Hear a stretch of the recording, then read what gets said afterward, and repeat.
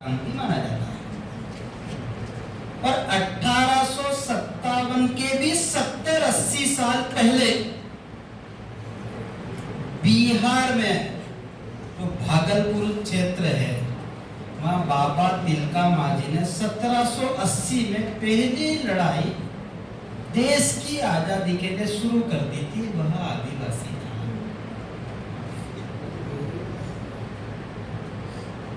सिद्धो, कानो, चांद, भैरो, फूलो, जानो और उनकी भाभी एक ही परिवार के 7 लोगों ने, वो भी संताल पहाड़िया थे, बलिदान दिया।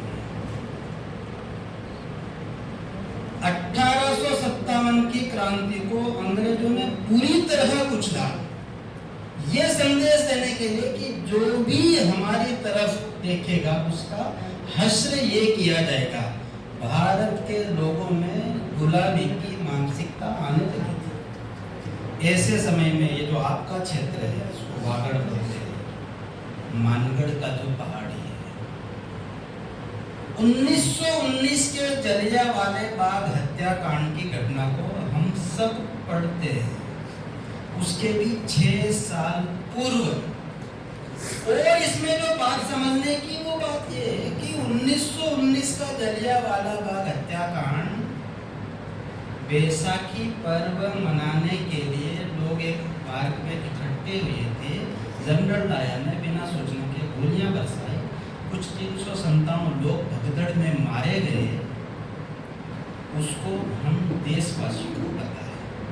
और उसके भी 6 साल पूर्व मानगढ़, जिसमें अंग्रेजों ने बोला 1507 लोग शहीद हुए, उसकी इतिहास की उन घटनाओं को खंगालिए तो पता आएगा कि पूरे भारत की आजादी के इतिहास में सबसे बड़ा अगर कोई बलिदान और संघर्ष और शौर्य की गाथा निकलेगी तो मानगढ़।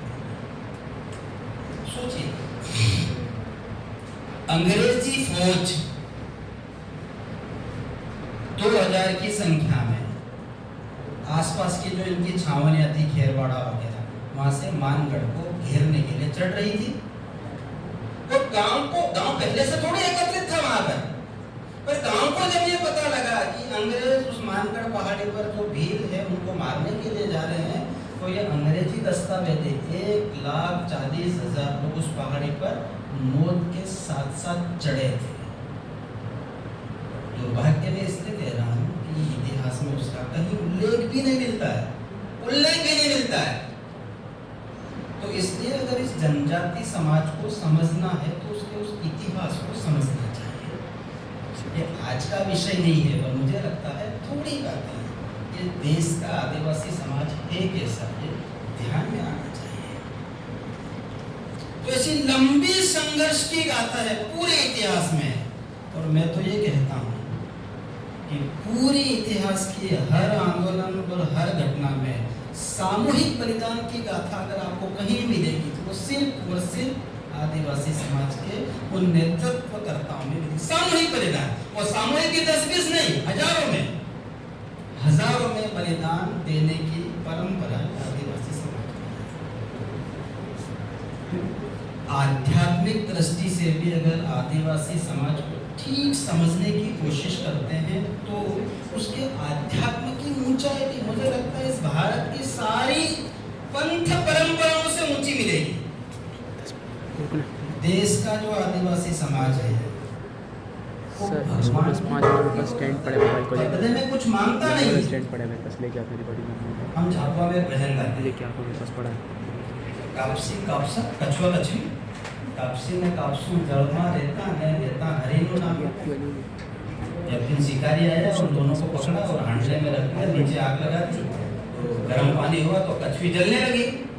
तो कछवी बोलती है, सारे कापसा राम राम रटते लो और कान गयो तारो राम, मतलब बचाने नहीं आया। कछुआ क्या बोलता है, बढ़ती हो तो पेट मारी पीठ पर लाखन बाबा, उसको बचाना होगा बचा लेगा। हमने भक्ति इसके लिए नहीं की। ये अध्यात्म, ये आदिवासी समाज का ये अध्यात्म है। मैं ऐसी अनेकों घटनाएं आपको ध्यान दिला सकता हूँ कि वो देश की मूल अध्यात्म की परंपरा का जो स्रोत है, मूल है जनजाति समाज की ऐसी बहुत सारी परंपराएं, उनकी संस्कृति, ऐसी बहुत सारे उसमें वो दिखती है, और कभी इसको समझा नहीं। मैं इसको तुलना करके तो नहीं बताता, पर अगर हम ओम जय जगदीश हरे भगवान की आरती गाएंगे तो उसके 12-14 लाइन में 2-4-6 लाइन तो ऐसे जिसमें हम मुक्ति, धन, सुख, संपत्ति की मांग करते हैं। हम झाबुआ में जो आरती गाते हैं उसको आधे घंटे की आरती, एक भी लाइन में आपको भगवान से ना मोक्ष की कामना करता है और ना वो सुख संपत्ति मांगता है। समझ? तो भारत का जो जनजाति समाज है वो आध्यात्मिक दृष्टि से भी, ऐतिहासिक दृष्टि से भी भारत का सिरमौर रहा है।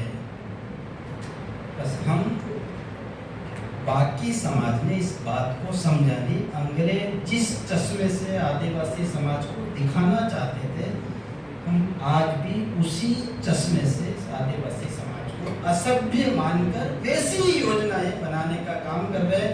दुर्भाग्य है कि देश आजाद होने के इतने सालों बाद भी देश का आदिवासी समाज भूखा, प्यासा, बेरोजगार, तरह तरह की बीमारी, समस्याओं से ग्रसित है। हम समझ ही नहीं पाए उसको कि उसके सुख का मतलब क्या है। ऐसी अनेकों बातें हैं जो जनजाति समाज के बारे में हम सब लोगों को भी और ये जो देश की भावी पीढ़ी इनको पता रहना चाहिए। इसलिए ये एक अच्छा अवसर है जिसके माध्यम से मैंने थोड़ी सी ये बताने की कोशिश की। आज हम लोग शिवगंगा जो हम झाबुआ में काम करते हैं उसके बारे में थोड़ा समझने की कोशिश करते हैं, तो वो भी मैं 10-15 मिनट का ही परिचय देता हूँ। झाबुआ के उत्तर में माही नदी है। माही नदी का वर्णन रामायण काल में आता है। इसका मतलब नदी भी उतनी पुरानी है और ये जो भील समाज है झाबुआ का वो भी उतना प्राचीन है। दक्षिण में नर्मदा जी है जो गंगा जी से भी प्राचीन है। इसका मतलब दो बड़ी पवित्र नदियों के बीच में 1320 गांव है। इसमें भील, भिलाला, पटेलिया आदिवासी समाज का 90% यह समाज झाबुआ में रहता है। तो झाबुआ के बारे में जब हम देखते हैं तो एक बात ध्यान में आती है कि जनजाति समाज को समझा ही नहीं गया, और जब बिना समझे जाने योजनाएं बनाई तो धरातल पर वैसी परिणामदायक नहीं बन पाई। और इसमें जब वहां शिवगंगा ने एंट्री करी, हमारे महेश जी शर्मा दतिया के रहने वाले हैं, वो झाबुआ में आए और मुझे लगता है सिर्फ शिवगंगा ही नहीं, किसी भी व्यक्तिगत रूप से, सामाजिक रूप से सरकारों ने भी या देश के अन्य संस्थाओं ने भी जहां पर भी हम नई जगह अगर काम शुरू करने जावे तो उस समाज का अध्ययन होना चाहिए। तो महेश जी ने 5 वर्षों तक, 5 साल बहुत ज्यादा होते हैं, 5 सालों तक झाबुआ अलीराजपुर के हर गांव, हर गली, हर सड़क, हर कुएं, पूरा झाबुआ का भूगोल कैसा है, उसकी संस्कृति कैसी है, समाज की मानसिकता कैसी है, समस्याएं कैसी है, समाज कैसा है, सोचता क्या है, स्ट्रेंथ क्या है, ऐसी अनेकों बातों का समुचित अध्ययन करने के बाद उनको 2 बातें ध्यान में आई। एक ये कि जितने बाहर के लोग आते हैं वो कमजोरियां दूर करने आते हैं। तो क्या कमजोरी है? आपको कपड़े पहनने नहीं आता, हम आपको कपड़े पहनना सिखाते हैं। आप बहुत दारू पीते हो तो हम आपको दारू छुड़ाने के लिए आते हैं। स्ट्रेंथ कभी नहीं समझी गई कि ताकत क्या है समाज की। तो झाबुआ में जब काम की शुरुआत हुई तो हमने कमजोरियों के आधार पर नहीं, समाज की ताकत क्या है इसके आधार पर काम की शुरुआत। दूसरा एक बहुत बड़ा निर्णय लिया हमने तब 2003-04 में कि जितने लोग सरकार, संस्था, इवन कोई भी वो आदिवासी समाज में लालच जगाने आता है। बात बहुत काम की बोल रहा हूँ। आप पढ़ोगे नौकरी लगेगी, लालच। आप पेड़ लगाओगे छांव मिले, लालच। आदिवासी समाज की मूल प्रकृति ऐसी नहीं है। हमने जब झाबुआ में काम शुरू किया तब यह सोचा कि हम स्वार्थ की प्रेरणा से काम नहीं करेंगे, हम परमार्थ की प्रेरणा से काम करेंगे। और परमार्थ की प्रेरणा का क्या मतलब है? अपने लिए करना कर्म। अगर मैं, मेरी माँ बहन हैंडपंप से पानी भर के ला रही है, रोटी बना रही, हम खा रहे हैं, ये कर्म है।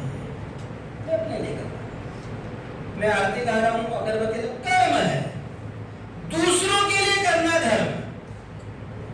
इस लाइन को हमने आधार, अपने लिए करना कर्म, दूसरों के लिए करना धर्म। अगर मैं उसी हैंडपंप से पानी भर के ला रहा हूँ और रास्ते में रख रहा हूँ ना, पक्षी पानी पी रहे, कोई आडंबर नहीं, कोई पाखंड नहीं, कोई शास्त्रों की बात नहीं, सिंपल सी बात है। और इस सिंपल सी बात को आदिवासी समाज धारण किए हुए वो जी रहा है। तो स्वार्थ नहीं, परमार्थ की प्रेरणा से लोगों को जोड़ेंगे। वो एक आंदोलन की शुरुआत हुई और उस आंदोलन में अब तक हमें से 24,000 18 से 35 आयु वर्ग के लड़के लड़कियों को 3 दिन के वो शिविर करा चुके हैं।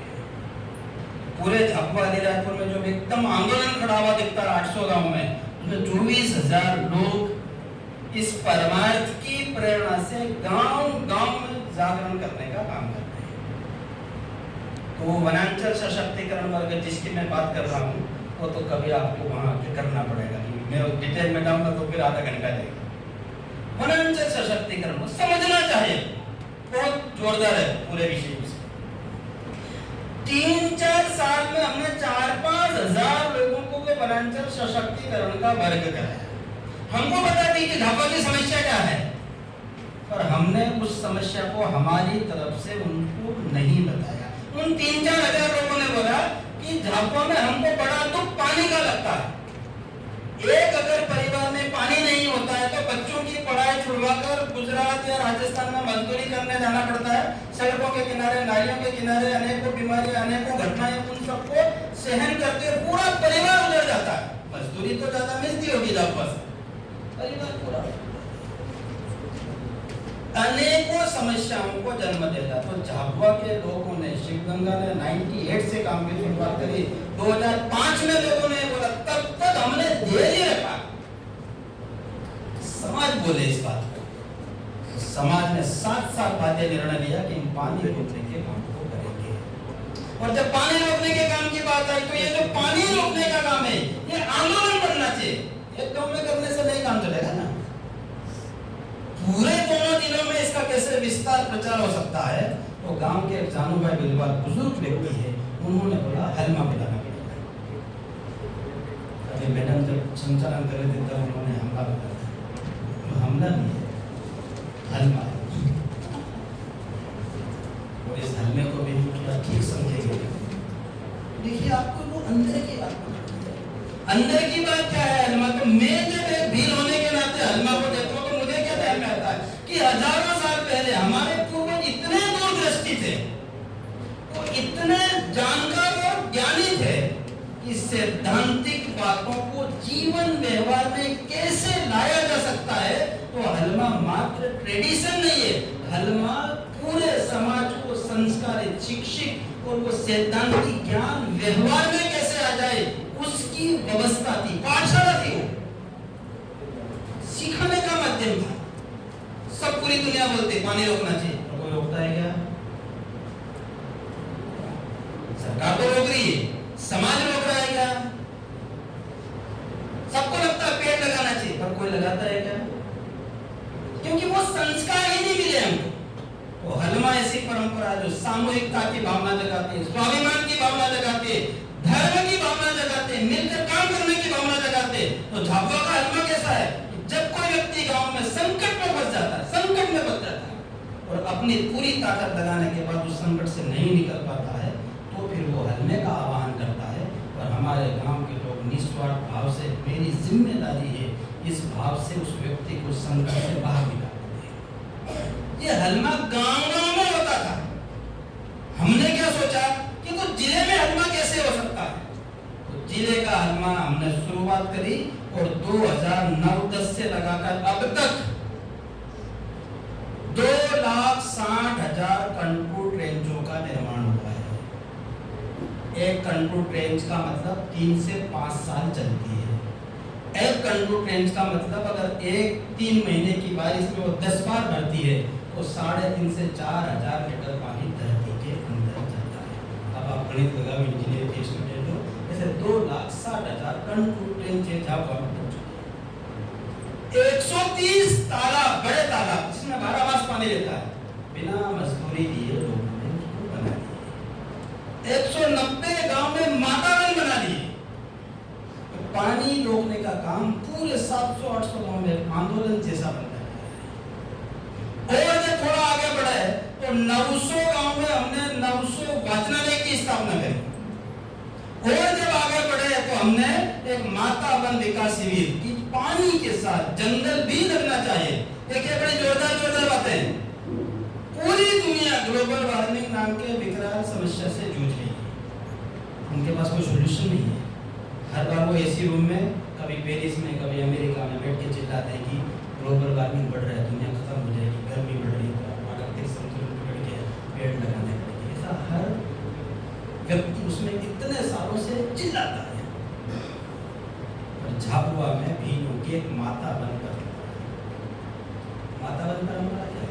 कि गांव में एक निश्चित स्थान है, उसका नाम ही माता वन है, उसमें पेड़ है, उस पेड़ की लकड़ी का यूज लोग निजी इसमें नहीं करते हैं, 4-5 बार पूजा करने जाते हैं, उसकी मूल बात है वो माता वन की परंपरा कर्तव्य भावना जगाती है। आप पूरे विद्यालय में, मैंने एमए तक की पढ़ाई की, पूरे लाइफ की पढ़ाई के टाइम पर ये मेरा कर्तव्य है, मुझे पेड़ लगाना चाहिए, मुझे इस एजुकेशन में तो नहीं मिला, पर उस एजुकेशन में है, उस एजुकेशन में माता वन की परंपरा गांव के प्रत्येक व्यक्ति के मन में ये भाव जगाती है कि अगर ग्लोबल वार्मिंग जैसी विकराल समस्या का समाधान है तो माता वन जैसी परंपरा में कर्तव्य बोध जगा कर किया सकती है। तो झाबुआ में हमने 190 गांव में 3 लाख से ज्यादा पौधे लोगों ने पेड़ बना दिए हैं, और हमने सपना देखा है कि हम 3000 गांव में माता वन फिर से हरी भरी करेंगे। ये मात्र परंपरा नहीं है, कि आप एक बार क्या हुआ था, भगोरिया तो झाबुआ में वैसे फेमस थे और बदनाम भी किया हुआ, उसको प्रणय पर्व बोलते हैं। तो हिंदुस्तान टाइम्स की पत्रकार झाबुआ में मेरे साथ 3 दिन रही, मैंने उसको 40-50 बड़े बुजुर्ग सारे लोगों से मिलवाया, भगोरिया दिखाया। इंदौर जाने के बाद फोन करके मुझसे पूछती है, राजा राम जी इसमें थोड़ा मिर्च मसाला डाल दो। मैंने बोला क्या लिखना चाहती है? बोले मैं बस इतना लिखना चाहती हूँ कि भगोरिया मैंने उनसे कहा किसी बात करते हो, 3 दिन आप मेरे साथ हुए, किसी एक भी व्यक्ति ने ऐसा नहीं बोला कि ये प्रणय पर्व है, लड़की को सरकार लगाने का त्योहार है, ऐसा आपने देखा हो तो लिखो। बोला नहीं, वो बिना उसकी वो चलेगी नहीं। देखिए ये अच्छी बात है, इसलिए इसको आपको देखने का नजरिया बदलोगे तो ध्यान में आएगा। तो इसलिए जो शिवगंगा संस्था है, मैं जब इस पूरी संस्था की इसमें मेरी दृष्टि से देखता हूँ तो मुझे 2 बातें बहुत महत्वपूर्ण ध्यान में आती है। मैं तो नौकरी करने के लिए पढ़ रहा था, नौकरी लग गई, पर मेरे छोटे व्यक्तिगत सपने को शिवगंगा ने बड़ा बना दिया। इस बात का मुझे बड़ा गर्व है कि मैं सही कर रहा हूं। दूसरा, मुझे बहुत बड़ी बात इस पूरी शिवगंगा के इसमें लगती है कि जितने डिसीजन हुए हैं शिवगंगा ने नहीं करे। 24 साल की यात्रा हो गई, सारे निर्णय पूरे गांव में जो शिवगंगा से जुड़े कार्यकर्ता है उनके निर्णय ये कि हमको पहले पानी रोकने का काम करना है, हमको वाचनालय चाहिए, हमको वन लगाना है, हमको ये काम करना है, और ऐसा करते करते ऐसे 17 प्रकार के काम इस झाबुआ में शिवगंगा संस्था के माध्यम से 700-800 गांव में वो खड़े हुए, अपने पैरों पर पूरा झाबुआ खड़ा। इस पूरे काम को करने में भी हमने 2014 में सूत्र निकाला, संवर्धन से समृद्धि। देखिए, दोहन शोषण ये हम कर चुके हैं, दोहन शोषण हम कर चुके हैं पूरे इस नेचर का। अब संवर्धन की ओर जाना पड़ेगा। संवर्धन का मतलब है जो भी आवश्यक, जब हो जंगल हो, जमीन हो, जानवर हो, और कोई सरप्लस होना चाहिए। झगड़े तो कभी खत्म होंगे।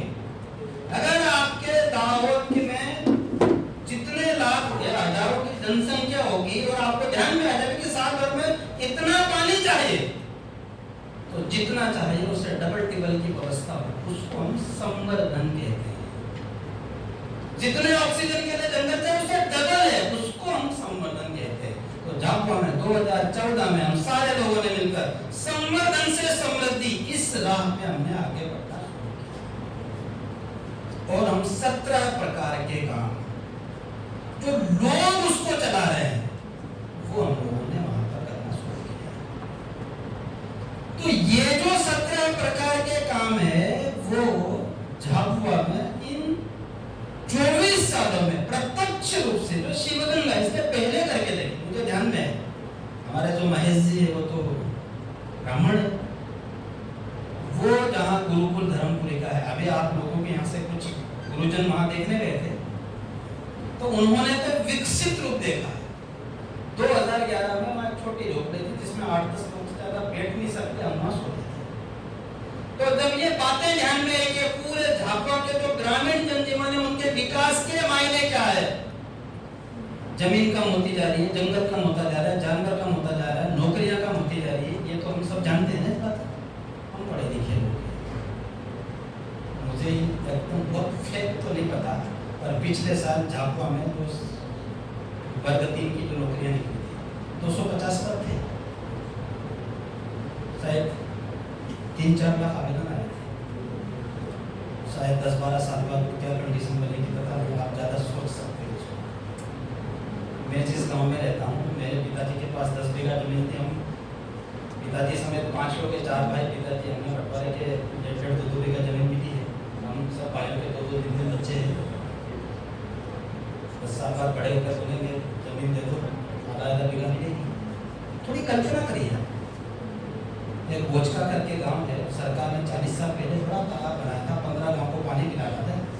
आज 40 साल में वो 3 गांव को पानी पिलाता है, 10 साल बाद वो 1 गांव को पिलाएगा नहीं पिलाएगा पता नहीं। हम आंख मीच के नहीं सोच रहे तो भगवान जाने, पर ये आपके सामने ये चैलेंजेस है। हम चाहे कृषक हो, नौकरी पेशा हो और कोई व्यापारी हो, किसी विभाग में काम करते हो, पर ये तो सच है ना हमारे सामने का कि हमारा पूरा भविष्य क्या है।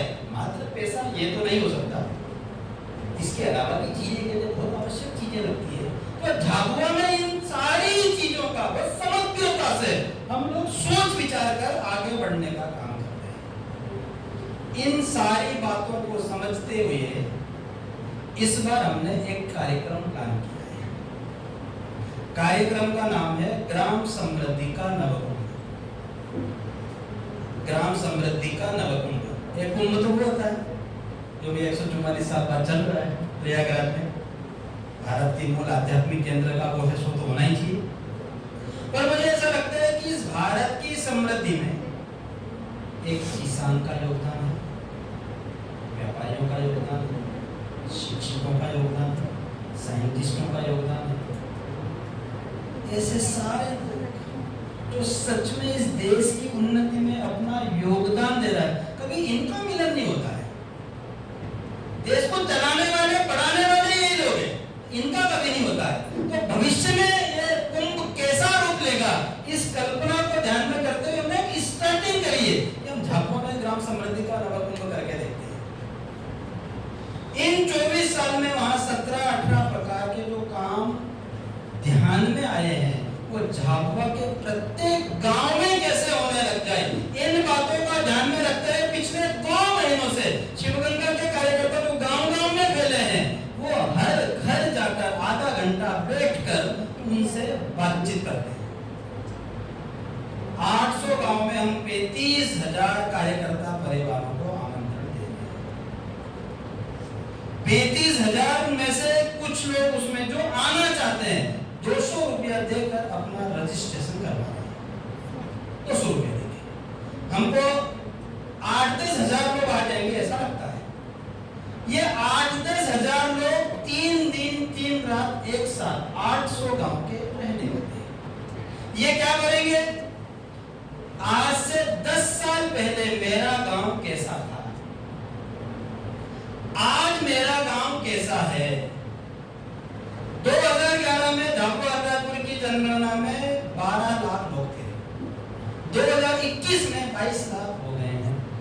हम अंदाजा लगा सकते हैं कि 2031 तक 40 लाख क्रॉस होंगे। मेरे गांव के लोग जो जूना पानी है वहां से 25-30 लोगों ने रजिस्ट्रेशन करा लिया है उस कुंभ में आने के लिए। वो ये विचार करेंगे 10 साल पहले मेरा गांव कैसा था। वो सारे पक्ष, नौकरी नौकरी हो, बीमारियां हो, जमीन, जंगल, जानवर, धंधे, सब कुछ, सबका विचार करेंगे। और आज हम कहाँ हैं इसका विचार करेंगे। तो आज का सीन पूरे झाबुआ का कैसा दिखता है? तो आज अगर मैं देखता हूँ तो पूरा राजस्थान या गुजरात सारे खेतों के मजदूर झाबुआ के लोग हैं। दाहोद हो, इंदौर हो या झाबुआ, सारे अस्पताल में बीमार सुबह उठ के देखे तो कोर्ट कचहरी आदिवासी, पूरा बाजार आदिवासियों से भरा हुआ है। आज से 30-40 साल पहले 5वीं 8वीं 10वीं को पढ़ लिख गया तो नौकरी मिल जाती थी, आज नहीं है। पहले 2000 लोग थे, अब 10,000 हो गए हैं। वर्तमान में ऐसा दिखता है, इस समय ऐसा दिखता है। 10-12 साल बाद ये जो 800 गांव के जो 8-10 हजार लोग आने वाले हैं, इसका विचार करेंगे। ऐसा चलता रहा तो 10 साल बाद क्या होगा, इसका विचार करेंगे। वो सब विचार करते हुए क्या पॉसिबिलिटी है, क्या संभावना है, क्या सीखना चाहिए, क्या रास्ते हो सकते, कैसे समाज जिंदा रहेगा, खाने लायक अन्न भी पकाएंगे कि नहीं पका पाएंगे, इसका विचार करेगा। हमको ऐसा लगता है कि शिव गंगा द्वारा इन 24 सालों में जो काम करे उसके आधार पर हमको बड़ी विश्वास के साथ ये बात हम कह सकते हैं कि आने वाला समय समाज मिलकर अगर उन चीजों को सीखने की कोशिश करेगा तो झाबुआ ही नहीं, देश का भविष्य उज्जवल है, ऐसा हमको विश्वास करना। संभावनाएं बहुत है। एक गांव में हमने सर्वे करवाया था, 300 घरों का गांव है, 1500 मोबाइल। 10 साल पहले नहीं था, आज है। 10 साल बाद नहीं सोचा तो 5000 मोबाइल हो गए। पर इसमें कुछ उद्यम पैदा हो सकता है। एक गांव में 500 मोटरसाइकिल है, कुछ धंधा हो सकता है। एक गांव में 1 बीघा एक व्यक्ति के पास जमीन है तो उसको मुर्गी पालना चाहिए या दूध का धंधा करना चाहिए। आज मेरे गांव में ऐसी क्या संभावनाएं है, इसकी हर बात का वो मास्टर प्लान बनाने वाले हैं। हर गांव से 15, 20, 25 लोग रहने वाले हैं। 15, 20, 25 लोग मिलकर 3 दिन 3 रात आने वाला 10-12 साल का मेरा समृद्धि का सपना क्या होगा, इसका संकल्प, इसका मास्टर प्लान, इसका एक्शन प्लान, योजना बनाकर जाने वाले हैं। उस ग्राम समृद्धि के नवकुंभ में इन 8-10 हजार लोगों के लिए 300 चूल्हों पर रोटियां बनेंगी। 300 चूल्हे बनाने वाले, 30 बाई 60 के 50 टेंट लगेंगे। एक टेंट में 4 चूल्हे रहेंगे, एक चूल्हे पर 3 महिलाएं रहेंगी। अब तक 236 चूल्हों में 600 से ज्यादा महिलाओं ने 50 रुपया देकर अपना पंजीयन करा लिया है। पूरे देश भर के भी इसमें बहुत सारे समाज सेवी, उद्योगपति, ब्यूरोक्रेट्स, ऐसे सारे लोग विद्यार्थी आने वाले हैं। तो पूरा ये जो झाबुआ में जो ग्राम समृद्धि का नवकुंभ है, ये बहुत अच्छा होने वाला है। यह संयोग की बात है, दिल्ली वालों को शिवगंगा पता है, दाहोद वालों को पता नहीं है, तो खुशी की बात नहीं है। बम्बई के IIT के बच्चों को पता है झाबुआ में शिवगंगा में क्या चल रहा है। यहाँ पे इंजीनियरिंग कॉलेज के लोगों को नहीं पता है, तो ऐसा नहीं लगता को दिया तो खेल मजाक मस्ती अपनी जगह। और ये आयोजन सच में बहुत अच्छा होने वाला है।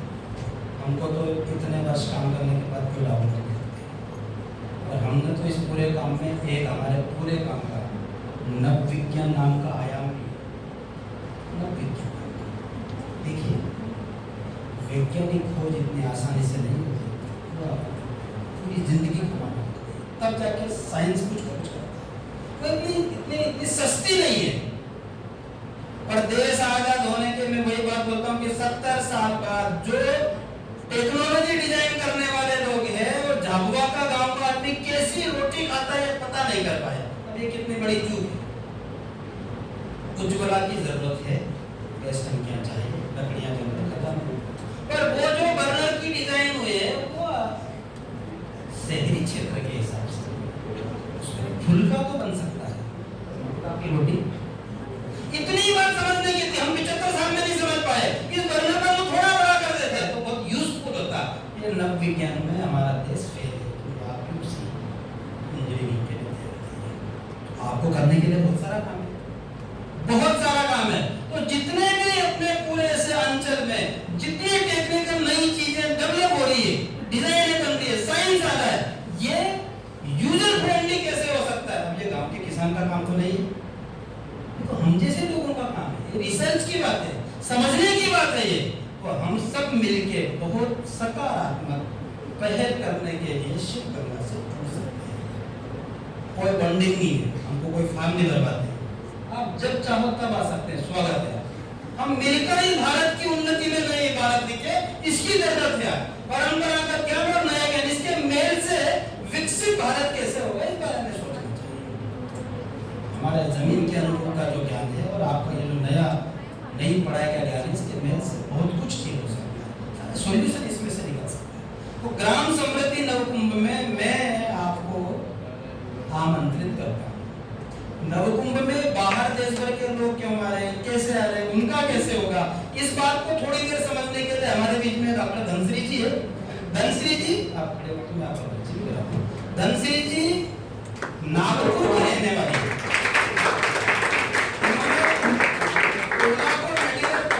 MBBS की पढ़ाई 1 साल भर मैंने पूरी कर ली।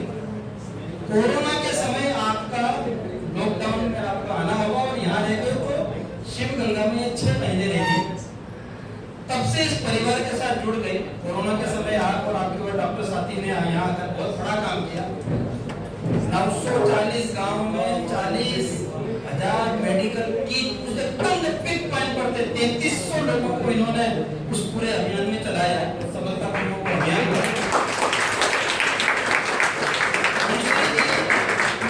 MBBS की पढ़ाई पूरी होने के बाद सामान पहले रेल से झापा पहुंचाया, ये बाद में यहीं आगे सीधे बिना कर इस तरह के झाबुआ में 3 लोग IIT पास आउट थे, 2 लोगों ने LLM किया है, बाद में MBBS किया है। एक लड़की उज्जैन की है, रिद्धि माहेश्वरी, उसने योग विज्ञान पतंजलि से MA योग विज्ञान में किया है। एक ने अभी पर्ड्यू यूनिवर्सिटी से PhD करी, वो भी यहाँ आ गए हैं विश्वविद्यालय। नौकरी करने नहीं आए, हम इनको दे नहीं सकते।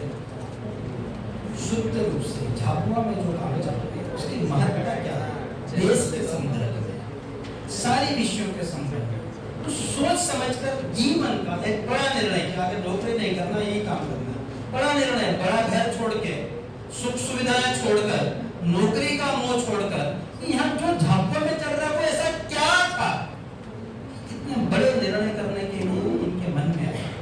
ऐसी कुछ अनुभव की बातें, और ये जो कुंभ में बाहर से जो लोग आने वाले उनकी व्यवस्था, उनसे अपेक्षा इस तरह की रहने वाली, ऐसी कुछ बातें हमको धनश्री जी बताएंगे।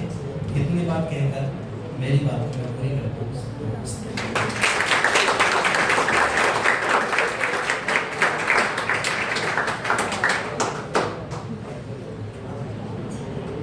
राजाराम जी ने काफी अच्छे से अपन को एक झाबुआ का और शिव गंगा का एक ओवरव्यू तो दिया है, पर मैं थोड़ा जानना चाहती हूँ कि आप जो सब आए हैं, आप मतलब इंजीनियरिंग के स्टूडेंट्स हैं, PG के हैं, कौन कौन इकट्ठा हुआ है? सभी बैचलर्स इकट्ठा हुए हैं। और आप सभी वैसे तो गुजरात के ही होंगे मोस्टली। कौन कौन बाहर से है, गुजरात के बाहर से? Outside of Gujarat? कोई महाराष्ट्र से है? ठीक है। तो जिस प्रकार से आप विद्यार्थी हैं, तो मैं भी सब अपने 2nd ईयर में पढ़ती थी, तो मेरा सबसे पहली बार जनजाति या आदिवासी इनसे परिचय इस रूप में आया था कि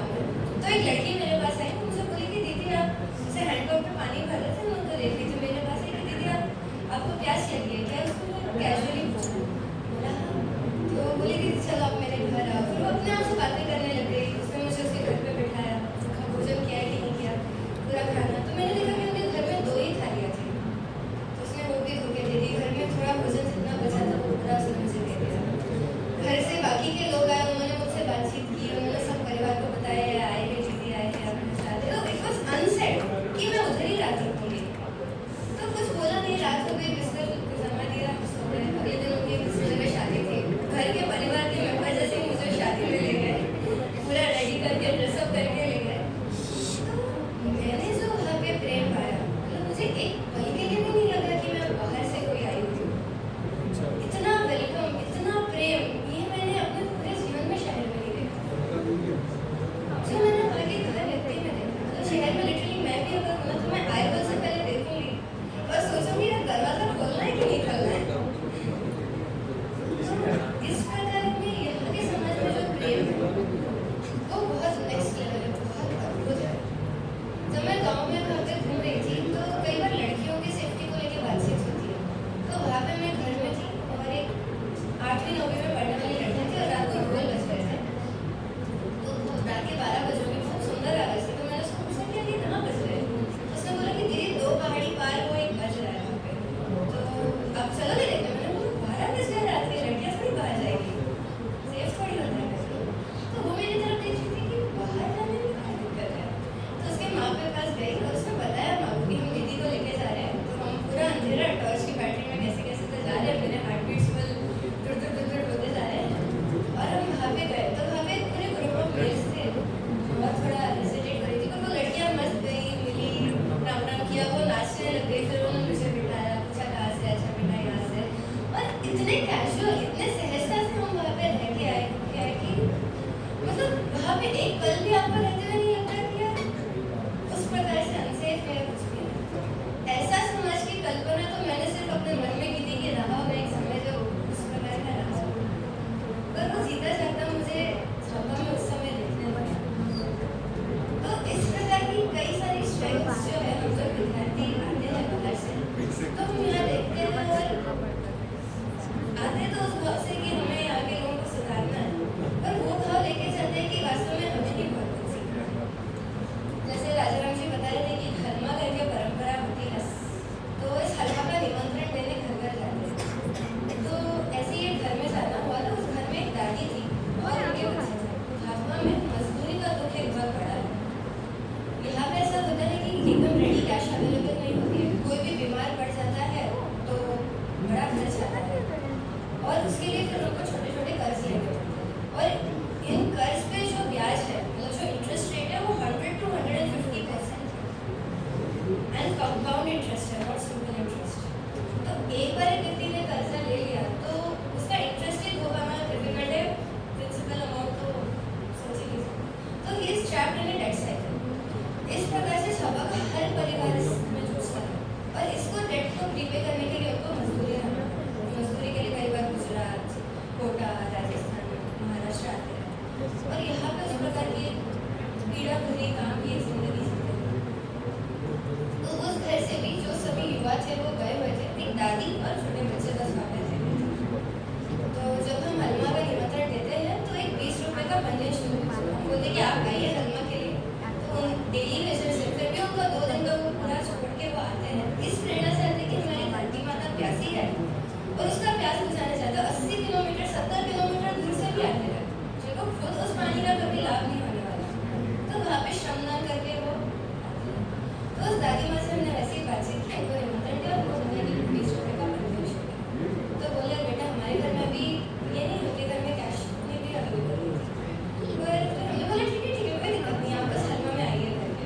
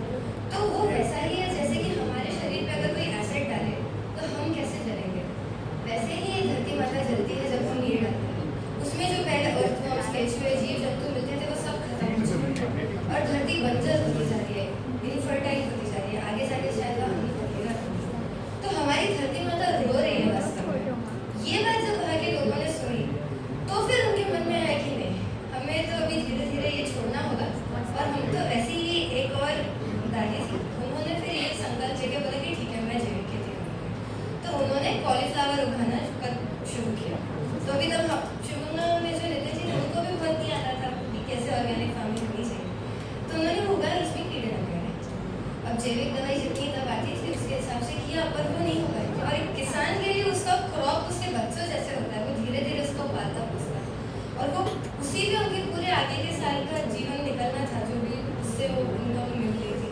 तो फिर नितिन जी ने बोला कि नहीं, रहने दो, आप इस बार दवाई डाल दो, इस फसल को बचा लो, अपन अगले साल फिर कोशिश करेंगे। तो वो दादी ने बोला नहीं, आपने बोला कि मेरी धरती माता जलती है तो मैं इसमें कैसे डालूँ। तो उन्होंने बिल्कुल भी नहीं डाले, आखिरी तक नहीं डाले, जैसे तैसे बचाया, थोड़े छोटे हुए जितने भी हुए उसको उन्होंने बेचा, पर उन्होंने आखिरी तक उसमें कुछ भी रसायन नहीं डाला। तो इस प्रकार के जीवन मूल्य वाला ये समाज है।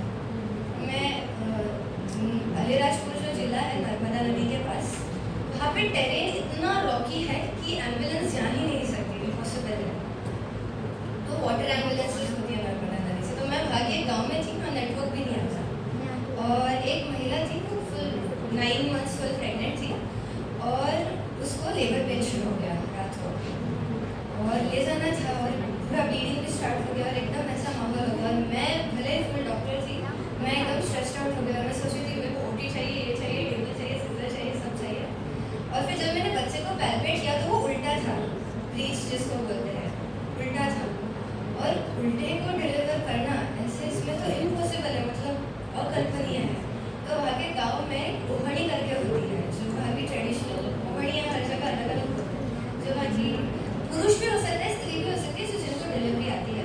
तो उन्होंने उनको बुलाया, वो एक पुरुष आए थे, फटाफट गए, उन्होंने पूरा चेक किया और उन्होंने भी वही बोला कि बच्चा उल्टा है। तो मैं ऐसे थोड़ी तड़पड़ रही थी कि कहाँ से एम्बुलेंस आ जाए, रात है, ये है, वो, इसको फटफट पहुँचाना पड़ेगा। तो वो आए और जो टेक्निक हम बस पढ़ते हैं कि आप बच्चे को कैसे रिवर्स कर सकते हो हैंड मूवमेंट से, उन्होंने वो मेरे सामने किया। पूरा बच्चे को लिटरली घुमा के उन्होंने सक्सेसफुली डिलीवर कर दिया।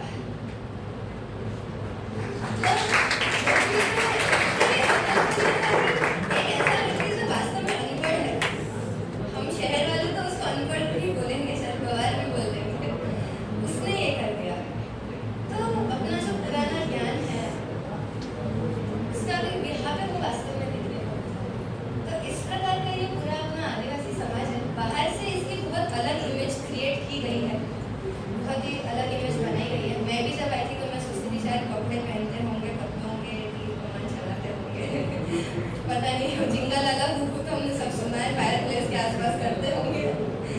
इमेज तो मैं वही लेके आई थी, पर जब मैंने रियलिटी देखी तो फिर मेरा पूरा बदल गया। और कहीं ना कहीं मुझे लगता है कि इस समाज के जो जीवन मूल्य आज भी जो यहाँ बचे हैं, शायद भारत पूरा ऐसा ही रहा होगा, आज बस यही में बचा हुआ है। और ये वास्तव में पूरी दुनिया को रास्ता दिखा सकते हैं। ऐसा अपना कैसा बन सकता है पूरा जगह जहाँ पे महिलाएं सेफ हैं। ऐसी कैसी जगह बन सकती है जहाँ लोग मिलकर रहते हैं, खुद के लिए, सबके लिए काम करते हैं। ऐसी एक जगह आज भी मौजूद है और वास्तव में यहाँ से हम सब भी बहुत कुछ सीख सकते हैं। तो इसी से कई सारे विद्यार्थी बाहर से आते हैं और झापा में इमेज और रियलिटी ये कार्यक्रम है कि हम इमेज लेके आते हैं, आप वास्तव में आइए, झापा में रहिए। ऐसे बोलते हैं 2 दिन तो झापा में गुजारो और यहाँ के रियलिटी का अनुभव लें। इमेज और रियलिटी के माध्यम से हजारों विद्यार्थी प्रतिवर्ष झापा आते हैं, कई सारे रिसर्चर्स आते हैं, पॉलिसी मेकर्स आते हैं और वो सीख के जाते हैं कि यहाँ का समाज क्या सपना देखता है। यहाँ का समाज जब बोलता है कि हमारी समृद्धि होनी चाहिए, तो समृद्धि की डेफिनेशन क्या है। तो यहाँ का समाज समृद्धि की डेफिनेशन 5 चीज़ों में देखता है। एक तो है कि भौतिक सुख सुविधा की अच्छे सड़क होनी चाहिए, अच्छी फसल होनी चाहिए, पर्याप्त पानी होना चाहिए, तालाब होने चाहिए, खेत होने चाहिए। पर इसको ही समृद्धि बोलना ये यहाँ के लोग नहीं मानते, ये एक हिस्सा है। इसी के साथ में जिसको अपन हमारे शिवगंगा में बोलते हैं कि एक तो है कि गांव में होनी चाहिए कि लोग मिलजुल कर रहें, कि आपस में प्रेम से रहें। जो भी पब्लिक प्रॉपर्टी है या जो भी फिजिकल प्रॉपर्टीज है, उसके प्रति हम सबका सम्मान रहे कि नहीं, ये हमारी सबके और हम इसको जिम्मेदारी से इस्तेमाल करें। कहीं पे भी कचरा डालने से हमारा पर्यावरण खराब हो रहा है, हम नहीं होने देंगे। छोटे मोटे चीज़ों से झगड़े हो जाते हैं, वो नहीं होने देंगे, हम मिलजुल कर रहेंगे। तो सिविक सेंस जिसको बोलते हैं वो भी होना ज़रूरी है। Physical development, physics and civic sense. इसी के साथ गाँव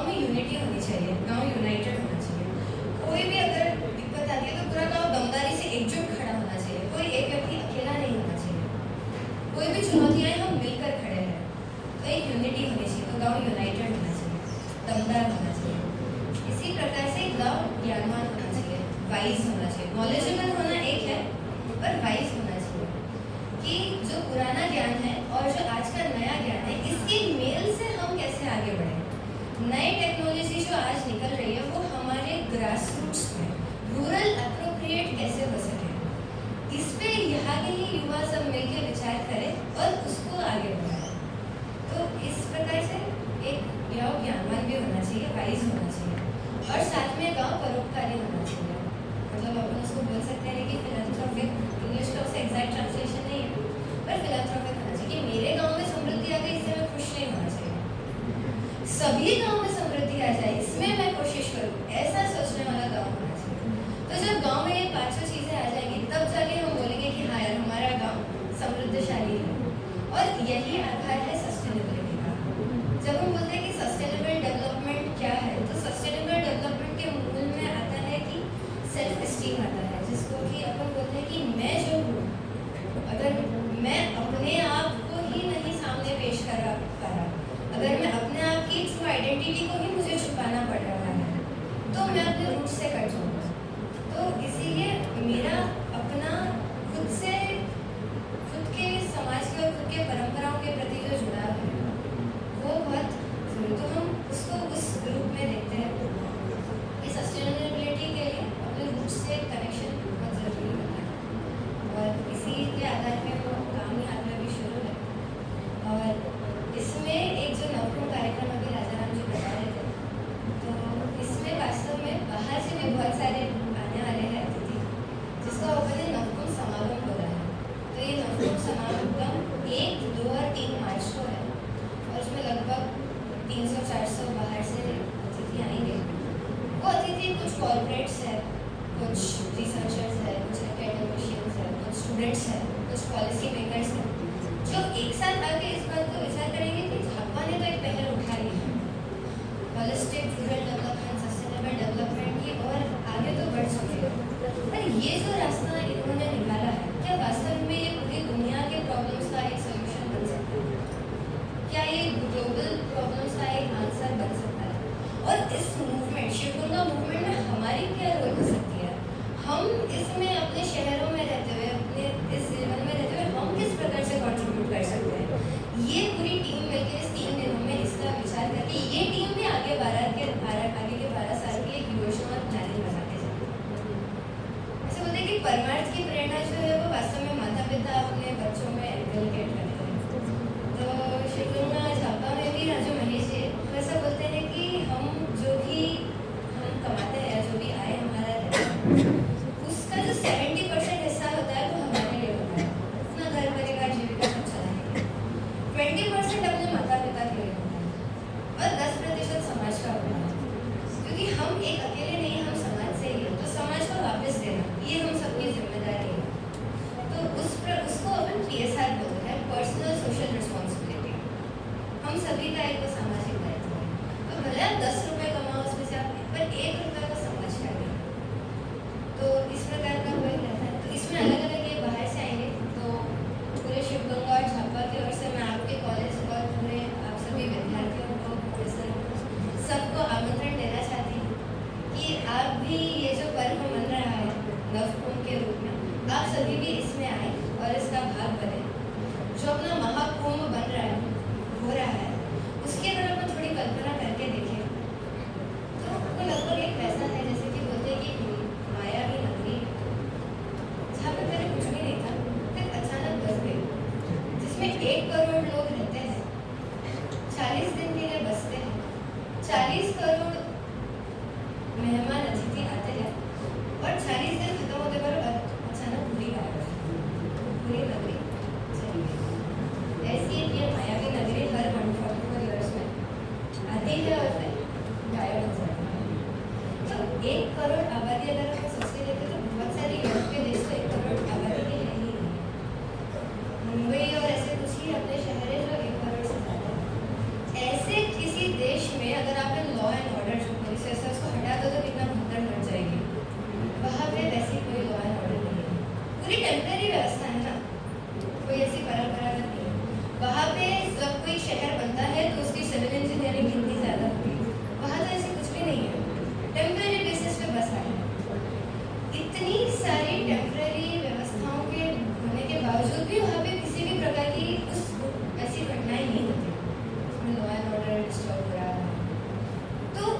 ये पूरा खाना कोई जाता है तो किसी को खाने पीने की दिक्कत नहीं आती, सब वहाँ एक भाव से रहते, सम भाव से रहते, उसमें रहते हैं।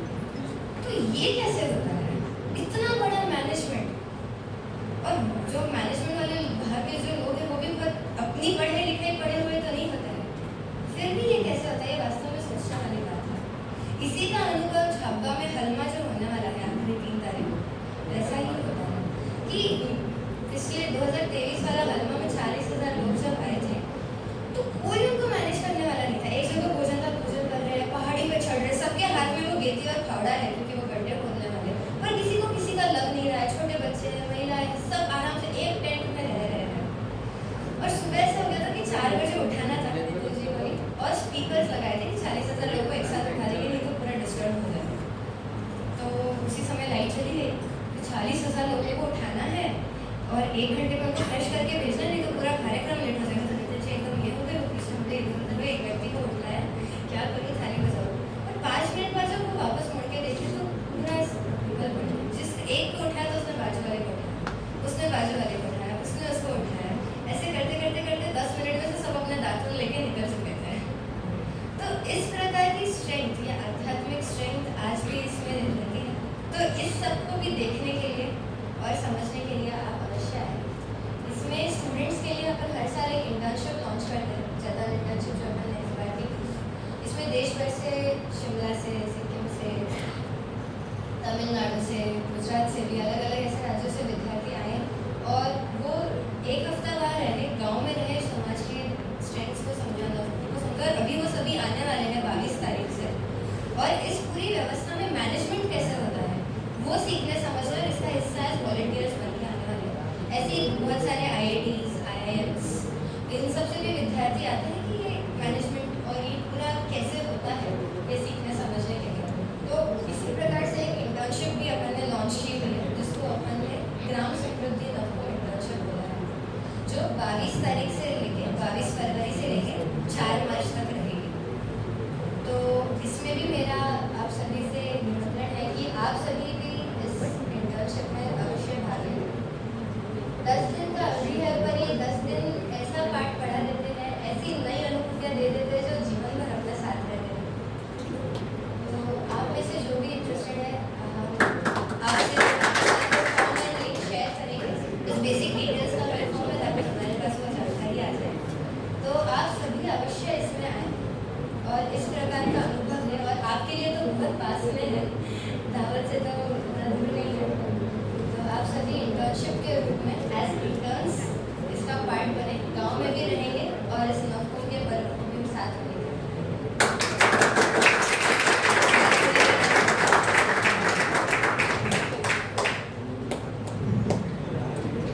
Thank you. मैं रिक्वेस्ट करूँगा राजेंद्र जी से वो अपने बारे में कुछ बताएं। तो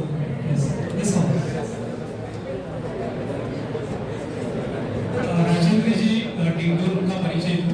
उन्होंने MA किया हुआ है और वो सिर्फ उनका प्रोजेक्ट में काम कर रहे हैं। वो अपने बारे में बताएंगे और अपने वो कुछ कंसेप्ट बताएं।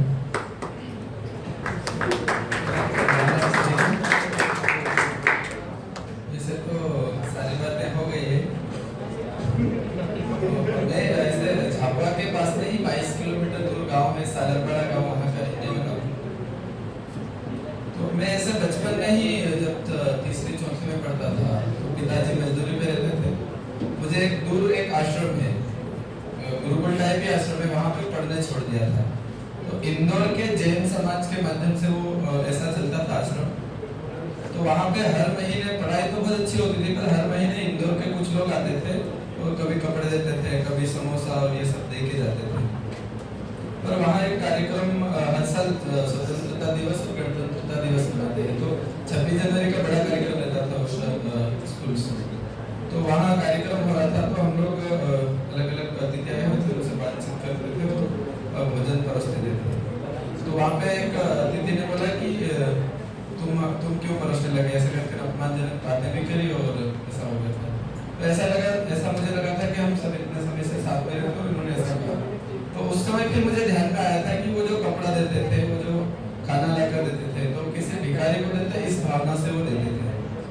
तो उस समय मात्र 7वीं में ही था, तो मैंने वो स्कूल छोड़ दिया वहाँ से। फिर माता पिता ने बोला आखिर तो बाद में परीक्षाएं दी। पर फिर जब मैं गर्मियों में यहाँ पर आया हुआ था झाबुआ तो वहाँ पे एक यात्रा निकल रही थी, गेंदी यात्रा।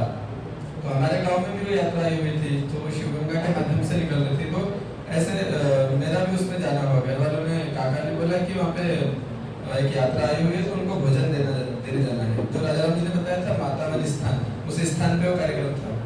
तो मैं वहाँ गया तो मैंने बात सुनी और मुझे वो सुन के ऐसा लगा कि बहुत अच्छा लगा। वो मैं जैसा सोचता था वैसा वहाँ बहुत हो रहा था। तो मैं उस यात्रा के साथ में हो गया, वहीं से घर नहीं गया और 3 दिन तक उस यात्रा के साथ में चला। और उस समय गर्मियों में जब मैं झाबुआ में था तो ऐसे जब बाजार में जाते थे तो गांव के कोई भी लोग आते थे, हम भी ले जाते थे कुछ सोयाबीन कपास बेचते। तो ऐसे बाजार में ऐसे घुंटियां लगा के रहते हैं जो लोग रहते थे, वो छीन लेते थे, वो अनाज छीन लेते थे और तोल के इतने इसके पैसे हो गए। हमको ना भाव पूछने देते थे ना इस तरह की जो बातें। और बहुत सारा एक्सपायर्ड सामान ही बेचते थे गाँव के आदमी। ऐसा ध्यान में आया जब पुलिस में लोग गाँव के जाते हैं तो बिना रुपए लिए या बिना सही परामर्श या सम्मान के साथ बिठा कर उसकी समस्या को समझने और बात करना, ऐसा ध्यान में नहीं आया।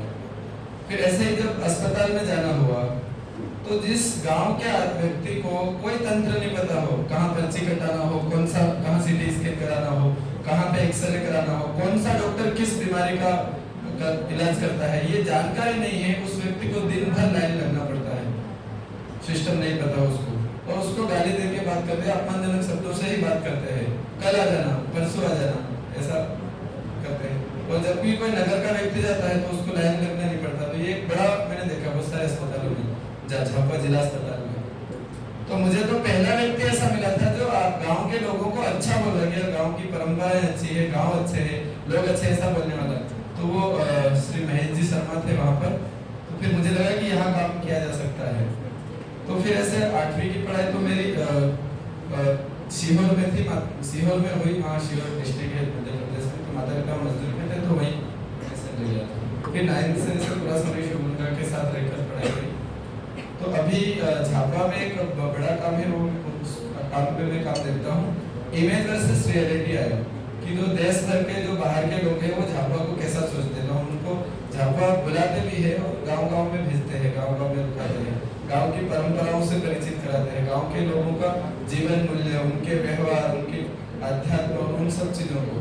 तो ऐसे बहुत सारी लड़कियां, एक आयुर्वेदा में पढ़ाई करी हुई कर्नाटक की डॉक्टर मुक्ता भी आई थी झाबुआ में। तो उन्होंने बोला कि मैं जो किताबों में जो ज्ञान पढ़ती थी, जिन जड़ी बूटियों के बारे में, जिन पत्तों के बारे में, जो तकनीकी जो इलाज करते हैं वो, तो यहाँ तो वो उसके नाम अलग है, पर वो यूज करते हैं गाँव के लोग। तो इस तरह के उसके अनुभव है। बहुत सारी लड़कियां बोलती है कि हम शहर में अपने माता पिता के घर में जितना सेफ महसूस नहीं करते, उससे ज्यादा हमने झाबुआ के अनजान परिवार गांव में रात रुककर सेफली महसूस किया। इस तरह के वो बोल के जाते हैं। तो ऐसा एक बड़ा काम है जो झाबुआ अलीराजपुर में हर साल 1200-1500 विद्यार्थी और अलग अलग लोग आते हैं तो उनको गाँव दिखाना, गाँव में रुकना, इस तरह का काम है। तो मैं भी ऐसा सोचता हूँ कि भारत का जो जनजाति समाज है, झाबुआ का जनजाति समाज है, उसको भी इमेजेस के आधार पे नहीं देखे, बल्कि उनके जीवन मूल्य, उनकी परंपराएं, उनकी स्ट्रेंथ के आधार पर देखें। अगर वैसे काम हुआ तो सच में एक बड़े लेवल पे जो जिस तरह से जो बातें होती है वो नहीं हो पाएगी। मतलब जैसे कोई पुलिस, पहला जो कोई पुलिस पे आता है बड़े अधिकारी पे, अभी एक वहाँ पे एसपी आया तो उसने इतना सब कुछ देखने के बाद भी अभी उन्होंने एक नई किताब लिखी, उसमें फिर भगोरिया को पढ़ना पड़ा लिखा। कोई भी बड़ा अधिकारी आता है तो सबसे पहले दारू छुड़ाने का काम करता है, जबकि उसके तंत्र को लेकर अवेयरनेस नहीं है, ये वो नहीं देखता है। कलेक्टर आता है, वो भी ऐसे जो ट्राइबल क्षेत्र है झाबुआ में कलेक्टर आता है तो वो बोलता है आप दारू, दहेज और डीजे बंद कर दो तो ठीक हो जाएगा। जबकि पुलिस से लोग कितना डरते हैं, वो पुलिस से लोग डरे नहीं, वो सही बात करे, वो तंत्र उनको समझ में इस तरह के अभियान नहीं चलाते हैं। पढ़ाई को लेकर नहीं करते हैं, स्वास्थ्य को लेकर नहीं करते हैं, ग्राम पंचायत के काम गांव के लोगों को समझ में आ जाए, इस तरह के अभियान नहीं चलाते। मेरे को एक दुख भी होता है, पर धीरे धीरे शिवगंगा में रहकर मुझे भी ऐसा लगता है कि एक आशा की किरण दिख रही है। तो इस तरह का काम है वहाँ पर।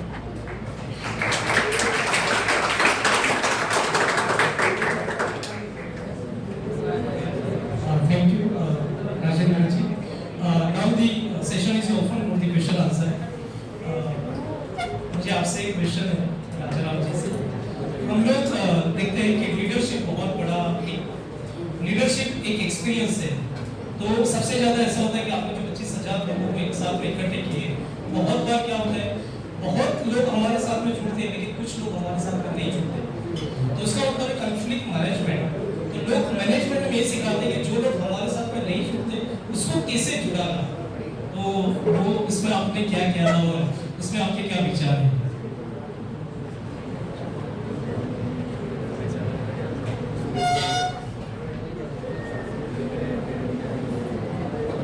विषय लंबा है, गहरा भी है। देखिए, हम 24 साल से काम कर रहे हैं। मेरा अनुभव तो ऐसा है कि देखिए, समाज जब तक आपकी पूरी परीक्षा नहीं लेता तब तक वो दूर से या जो आपको समझता जाता है वो आता जाता है, इसलिए आपको पसीना तो बहाना पड़ता है। जब वो पूरी तरह से आपको विश्वास करने लायक, जब आपका पूरा व्यवहार, पूरी बातचीत, आप चलते कैसे, आप रहते कैसे, आपका व्यवहार कैसे, आपकी बातें कैसे, ये जब होने लगता है ना, तो समाज तो तब आता है। तब तक वो तब है, ऐसा है। तो झाबुआ में हमारे अनुभव तो ऐसे ही है। हम 24 साल से कर रहे हैं ना, तो 24 साल बाद हम ऐसी स्थिति में आए कि एक गांव के 200-500 लोग 50 दिन घर का खाना खाते हैं। तब तक धैर्य से काम करना, विचलित नहीं होना, अपनी जो लाइन है उस पर बरकरार रहना, कथनी करने में अंतर नहीं होना चाहिए। ऐसे बहुत सारी चीजों का जब आप कंटिन्यू इतने वर्षों का ध्यान रखते हैं तो आप वाणी आप सिद्ध होते हैं। तो ये सिद्ध होने तक के लिए जो तपस्या करते हैं वो आवश्यक है। वो ऐसे नहीं पता ही जा सकते, तो ऐसा होने पर ही ऐसा हो पाता है।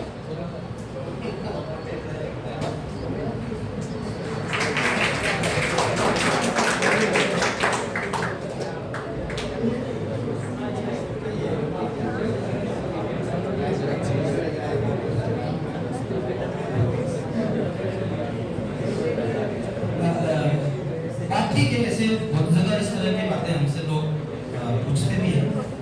हमने ये जो काम शुरू किया है इसमें सोची हुई बात है कि हम सरकार से इस तरह का सहयोग शिवगंगा चलाने नहीं देते, परंतु शिवगंगा में से जो सैकड़ों गांव जुड़े हैं उनको हम सारे प्रकार से अवेयर करते हैं, वो सरकार की सारी चीजों का लाभ देते हैं। तो इतनी बात है कि हम शिवगंगा चलाने सरकार से नहीं लेते, समाज गांव सरकार की सारी योजनाएं देते हैं। क्योंकि हमारा ऐसा मानना है कि शिवगंगा जिस कामों को बेस बना के सामाजिक कार्यकर्ता खड़े कर रही है, सरकार के सांचे में फिट नहीं पड़ते। क्योंकि हम बोलते हैं कि आप सशक्तिकरण वर्ग चलाओ, हम उसमें समुद्र मंथन की कथा सुनाएंगे, उधर से आ जाएगा ये तो धार्मिक बात है, आप इसको नहीं कर सकते। तो इसलिए हम उन सारे जंजालों से मुक्त होकर सामाजिक नेतृत्व खड़ा हो रहा है, सबके लिए सरकार से फंडिंग नहीं है, सब आ जाता है। तो बहुत क्लियर है। एक बार ऐसा क्या हो गया था कि मैं बम्बई किसी कार्यक्रम में गया हुआ था, बातें कर रहा था, जो जजेस थे जो हमारे सामने बैठे थे वो गुस्सा हो गए, सरकार से बड़े हो गए क्या।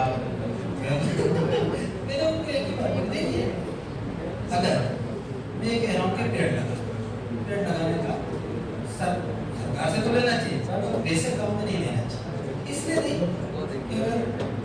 अगर पेड़ को मेरी माँ मानता हूँ, और अगर मैं बेटा होने के नाते मेरी बीमार माँ की सेवा करूँ, उसमें थैंक यू या पैसे इसकी जरूरत नहीं, तो ये भाव सरकार नहीं जगा सकती, और सिस्टम में नहीं है। आपकी अपनी भी कुछ पर्सनल जिम्मेदारियां हैं, वो भाव जगाने का काम शिवगंगा के सारे वर्ष भर के कार्यक्रमों में होता है, वो उसमें नहीं फिट बैठता है। तो हम इसलिए ध्यान रखते हुए जगाना चाहते हैं कर्तव्य भाव, जैसे मैंने वातावरण की बात करी, तो आपकी वातावरण की इसमें आगे उसमें अपने आप ये बात होती है कि पेड़ लगाना है, आपकी सरकार की बात नहीं है, हमको भी करना चाहिए। वैसी ठीक है, जैसे बोलते कि भैया घर से अगर बीमार हो रही है तो क्या होगा, वो अगर व्यापारी मानसिकता से अगर वो समझे तो फिर वो ज्यादा रसायन डालेगा, उसको ऐसा लगेगा कि यार इस तरह की भावना करना चाहिए कि बचिए तो नहीं बचिए। तो वो जो भाव जगाने का काम है वो शिवगंगा के इसमें से आता है। इसलिए सोची हुई बात है कि सरकार से शिफ्ट लेकर के काम को चलाना है।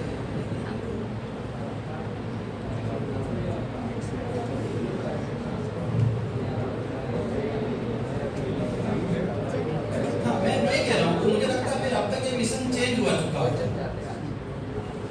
आप 130 भी तो 1000 बन सकते हैं। ये जो बात नहीं कह रहा हूँ कि 50 दिन अपने घर का खा लेना मुझे अपने इसके लिए करना है, आप नहीं ला सकते। तो ये है तो बेसिक बात है जो जरा करते करते ध्यान में आती है।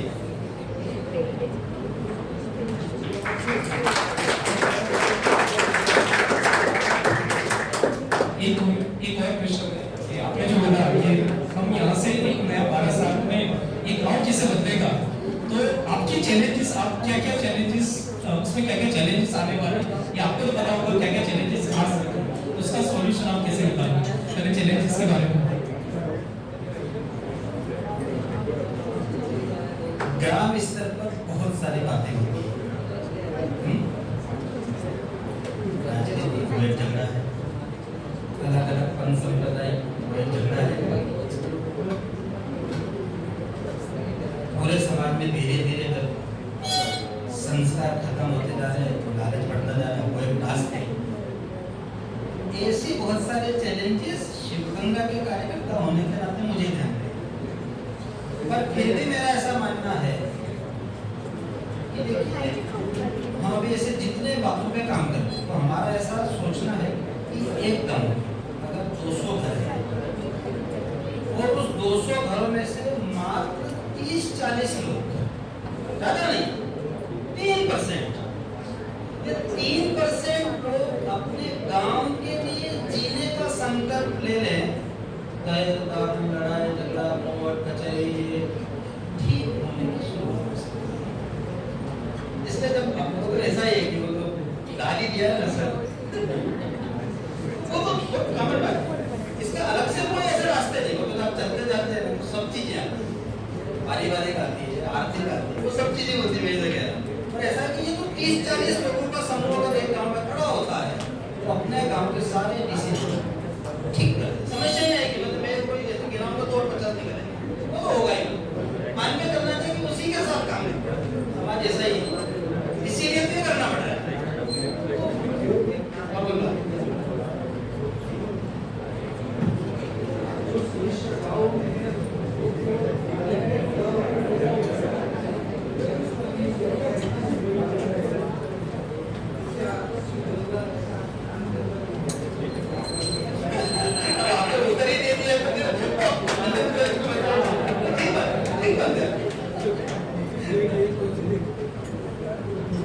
वैसे कि फॉर्मली शिक्षा में शिवगंगा बहुत बड़ा काम नहीं करती, हमको पता है कि और आने वाले साल बाद कई हजारों करोड़ बेरोजगार खड़े करने वाले, इसलिए हमको छोटे छोटे उद्यम पे बहुत जोर दे रहे हैं। मैंने कहा ना, एक गाँव में 1000 मोबाइल है तो धंधा है ना, 500 मोटरसाइकिल है तो धंधा है, बहुत सारा है, मतलब संभावनाएं बहुत है। एक गाँव में 2000 लोग तो है ना, कटिंग का धंधा है ना, इसलिए वो सब चीजों भारत जिसको हम विश्व गुरु कहते थे वो ऐसा आते होना बनता। धनश्री जी ने जो बात हुई तो नहीं कर सकता था, गांव के कुछ लोगों को मिलते बचा। तो ये जो ट्रेडिशनल ज्ञान है, ये जो भारतीय ज्ञान है ना, इसमें सारा समाधान भी छिपा हुआ है और संभावनाएं। हमको हुनर कैसे आ जाए, वो अपने परिवार का पालन कर दे, बाकी अपनी योग्यता के आधार पर जितना लखपति करोड़पति बने वो थोड़े हम पकड़ लोगे, और नहीं मूल जरूरत है वो तो करेंगे। देखिए प्रश्न पर भी बहुत सारे होंगे, आप कभी जवाब पाइए।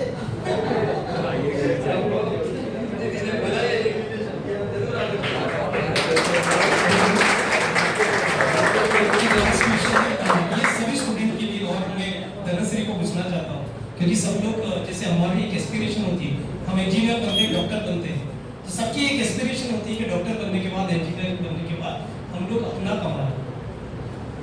सबका एक एस्पिरेशन होता है कि मैं डॉक्टर बनूंगा, इंजीनियर बनूंगा, मुझे पैसा मिले। लेकिन जो धनश्री यहाँ पे MBBS करने के बाद उनका ये मोटिवेशन नहीं था, तो ये मोटिवेशन सब लोगों में ऐसे नहीं आता है। तो तो मेरा ये क्वेश्चन है कि आपका टर्निंग पॉइंट क्या था जो आपको ये इंस्पायर किया कि सब लोग ये नहीं करते हैं, तो क्या थॉट था आपका? वैसे मैं एक क्वेश्चन पूछना चाहूंगी इस आंसर में। आप सभी जो बैठे हैं, जब आप किसी व्यक्ति को दुखी देखते हैं तो आपके मन में दुख होता है कि नहीं? अपन सब में होता है और अपने मन में इच्छा तो जगती है कि यार ये दुख सबके अंदर शक्ति है। ऐसा नहीं है, कोई भी मुझे लगता है ऐसा व्यक्ति नहीं होगा जिसके अंदर ये पीड़ा जगती नहीं है। तो ये जो पीड़ा है वास्तव में यही कई बार इस निर्णय का या इस काम का मूल आधार बनती है। जब हम सोचते हैं कि यार हमारे इतने साथी पीड़ित हैं तो मैं सिर्फ मेरे लिए करूँ, इसमें मेरे जीवन की सार्थकता नहीं। तो शुरू में बड़ी पूछे कि जीवन की सार्थकता वास्तव में किस चीज़ में? हम जो भी कर रहे हैं, कमा रहे हैं, बच्चों को बड़ा कर रहे हैं, उस सब कार्यों के पीछे क्या बात है? हमारा जीवन हम जब 60 साल के हो जाएंगे और मुड़ के देखेंगे तो हमें हमारा जीवन सार्थक लगे। इसमें क्या बात है? इसमें बहुत सारा विचार हमारा मन भी करता है। परमार्थ की प्रेरणा हर व्यक्ति में अंदर से इनबिल्ट नेचुरली होती है, हम सब में होती है। तो इसलिए मुझे ऐसा नहीं लगता कि कोई एक सिंगल टर्निंग पॉइंट है जिसकी वजह से ऐसा रहा है। पर मुझे ऐसा रहा है कि मेरे मन में हमेशा से एक क्वेश्चन रहा है कि ये जो समाज में प्रॉब्लम्स है इसको सॉल्व होना चाहिए और इसके लिए क्या करना मेरे मन में हमेशा से घूमता है। और जब मैं झापा आई तो मुझे all of a sudden feel हुआ कि यहाँ पे वो सभी आंसर्स हैं। इस समाज के पास वो सॉल्यूशंस आज हैं। तो इसीलिए मेरा मन किया कि मैं यहीं पे रह जाऊँ और यहाँ पे साथ मिलकर काम करूँ। हमारे यहाँ पे जो हर्षी चौहान है, जो फाउंडर है, वो वास्तव में झापा के हैं, पर जो झापा के उस समय पे राजा थे, जिन्होंने वो वल्लभ भाई जी और उनके साथ मिलकर जो साइन ऑफ किया था कि पूरा भारत एक होगा, तो उनके उस घराने के हैं। पर फिर भी उन्होंने 1984 में IIT दिल्ली से अपना इंजीनियरिंग पूरा किया। उनके पास तो सभी रास्ते ओपन थे एट दैट टाइम। और उन्होंने सोचा कि मेरा जो देश है वो सशक्त हो, वो आगे बढ़े, उसके लिए काम कर। तो उन्होंने कभी नौकरी नहीं की, इसी काम में जुड़ते हैं। फिर बाद में उन्होंने ये शब्दों भी फोन किया। ऐसे ही जो महेश जी है, दतिया गाँव के रहने वाले हैं, वो भी इसी काम में। तो वास्तव में हम सबके लिए तो ये लोग प्रेरणा है जो हमसे इतने पहले इस काम में आए हैं। और मुझे ऐसा लगता है कि हम सबके जीवन में कुछ ना कुछ सामाजिक रहना चाहिए। ऐसा नहीं है कि सभी लोगों ने सब छोड़ छाड़ के पूरा बस के ऐसा ही करना चाहिए। ये वास्तव में जो मैं या राजाराम जी जो जीवन, ये बहुत अननेचुरल जीवन है। ऐसा तो किसी का नहीं जीना पड़े, समाज वैसा बन जाए कि ऐसे लोगों की आवश्यकता नहीं पड़े, मतलब कल जाके शिवगंगा की जरूरत नहीं पड़े। ये वास्तव में शिवगंगा का सपना है कि लोग समाज इतना सशक्त हो गया है ऑलरेडी कि शिवगंगा की जरूरत नहीं पड़े, हम हमारा वर्क करके उधर चले।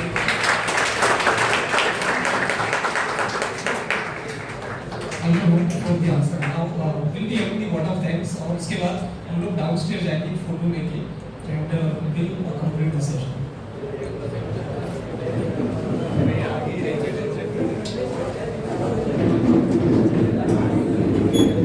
Respected dignitaries, esteemed guests and participants, on behalf of the organizing team, I would like to express my heartfelt gratitude to each and every one of you for making this seminar on rural sustainability a resounding success.